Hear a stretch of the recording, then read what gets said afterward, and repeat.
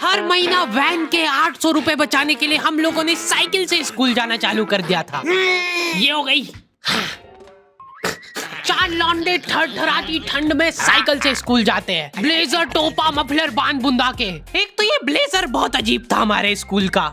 2 जेब थी हमारे ब्लेजर में और 2 ही अंदर की साइड थी। हमारे स्कूल वालों को लगा कि बाहर जेब का क्या ही यूज हो सकता है, इसलिए उन लोगों ने बाहर जेब ही नहीं दी। क्या करूं मैं इस जेब का? ठंडी लग रही है तो हाथ अंदर वाली जेब में ही डाल के चलना पड़ता था। कोनी से साइकिल चला के आते थे हम लोग स्कूल। सबको ऐसा लगता था कि हम लोग अपाहिज हैं। और फिर एकदम से हम लोग हाथ बाहर निकाल लेते थे।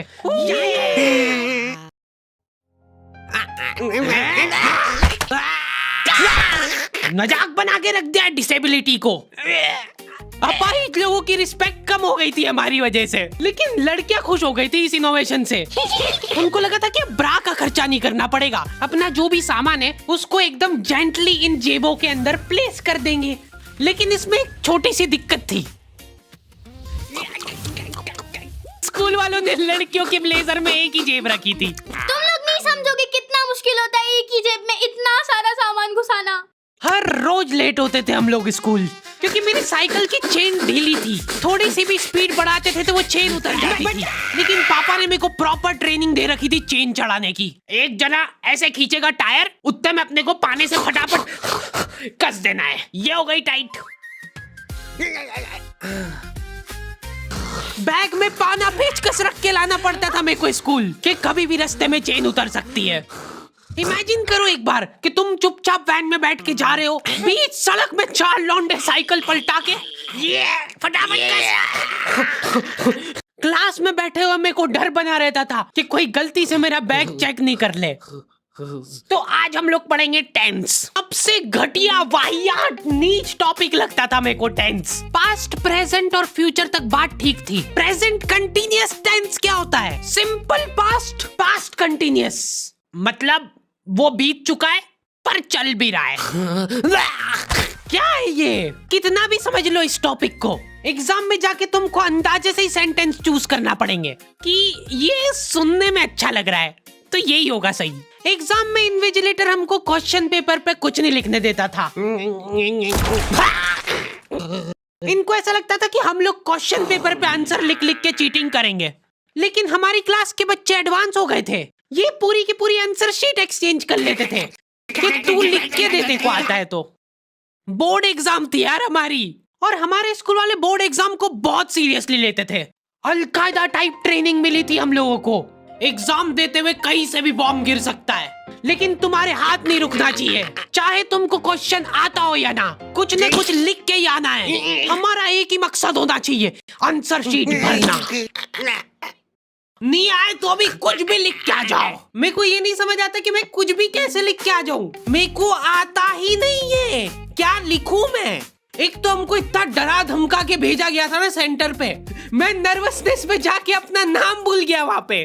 इन्विजिलेटर ने नाम पूछा, मैं सोच रहा हूँ क्या हो सकता है। बेटा नाम तुम्हारा। 2 मिनट।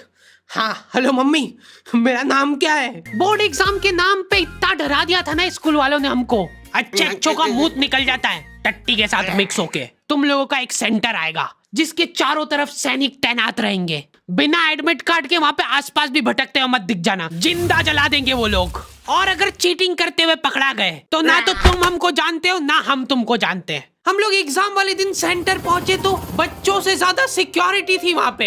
आज तक इतनी सिक्योरिटी मैंने एयरपोर्ट पे भी नहीं देखी थी। आर्मी वगैरह खड़ी थी वहाँ पे टैंक लेके। वो सिक्योरिटी वाले एक एक रबड़ का रैपर निकाल के देख रहे थे कि उसके पीछे तो नहीं लिख के लाया कुछ। क्या लिख लूंगा मैं इतनी सी जगह में? लिख भी लिया तो मेरे को ही समझ नहीं आएगा कि क्या लिखा है। कुछ चीजों का मेरे को लॉजिक ही समझ नहीं आया था कि तुम नंबर वाली घड़ी पहन के नहीं जा सकते हो, पहनना है तो कांटे वाली पहनो। उनको शायद शक हो गया था कि ये सारे लोग एक साथ कोऑर्डिनेशन करके बम नहीं फोड़ दे। उधर एक बच्चे की घड़ी का अलार्म बज गया और वो बजता भी बॉम्ब के टाइमर जैसा है। अलकायदा जिंदाबाद। जिस पाउच में तुम सामान ला रहे हो वो भी ट्रांसपेरेंट होना चाहिए। मेरे बैग में से इनको पाने पेचकस मिले थे, क्या जवाब दूं मैं इसका कि क्या यूज में आते हैं ये? उनको वहाँ पे डेमो करके बताना पड़ा कि ये यूज में आता है ये सब आइटम। फिर बाकी बच्चों ने भी कंफर्म करा कि हाँ देखा तो है हमने इनको रास्ते में ये हरकत करते हुए। ये सब देख के उन्होंने मेरे पाने पेचकस तो हाथों हाथ नाली में फेंक दिए थे। हमारे एक साथी की जेब में से ड्रग्स बरामद हो गए थे। अरे ड्रग्स नहीं है, ये इनहेलर है। इसको ऐसे सूंघते हैं, नाक बंद होती है तो नाक खोलने के बाद भी अगर तुम इनहेलर को पूरी ताकत से सूंघते हो, आंखें दिमाग में ठंडक हो जाएगी तुम्हारे। वो बच्चे नहीं होते जो पूरा साल टाइम पास करते और एग्जाम के एक दिन पहले पढ़ के एग्जाम देने आ जाते हैं। वो बनने की मैं कोशिश ही कर पाया था। सिर्फ मैंने सोचा था आखिरी रात मेरी है, रात भर मैं पूरा सिलेबस चाट जाऊंगा, पर मैं एग्जाम के एक दिन पहले ही बीमार पड़ गया।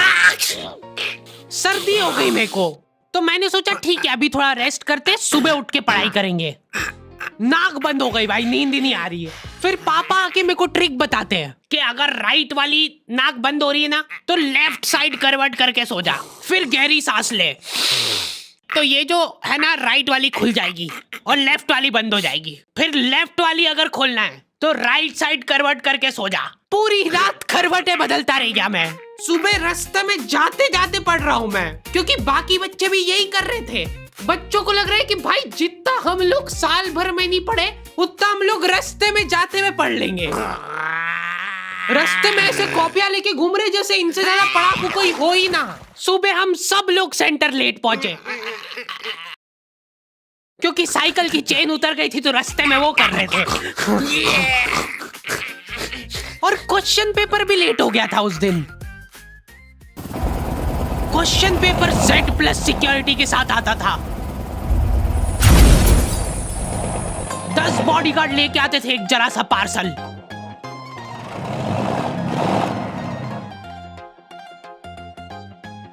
और फिर देने के बाद बोलते थे ये असली पार्सल नहीं है। असली नहीं है तो जोर से भी बोल सकते हो, ये असली पार्सल नहीं है। ये लोग पता नहीं किसी को तो गुमराह करने की कोशिश कर रहे थे। इनको डाउट था कि इतनी सिक्योरिटी के बाद भी कोई पेपर चोरी कर लेगा, तो ये लोग इतनी सिक्योरिटी में नकली पेपर लेके आए। असली पेपर तो एक और बॉडीगार्ड नाले में तैरता हुआ लेके आ रहा है। ये पाने पेचकस किसने डाले नाली में? ये लो। मजाक कर रहे थे हम तो, यही है असली क्वेश्चन पेपर। जाओ बांट दो फटाफट।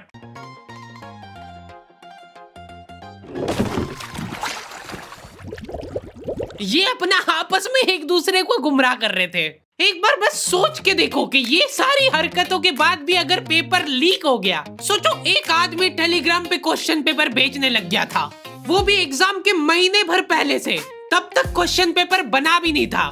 तो अब जो आदमी हमारा क्वेश्चन पेपर सेट करने बैठा, उसने सोचा कि उसका काम इजी हो सकता है, क्यों ना थोड़ा सा स्मार्ट वर्क कर लिया जाए। उसी ने सबसे पहले वो फेक क्वेश्चन पेपर खरीदे और वैसे के वैसे चेप दिए। जिसने पेपर लीक करा था वो खुद सोच में पड़ गया कि ये कैसे हो गया।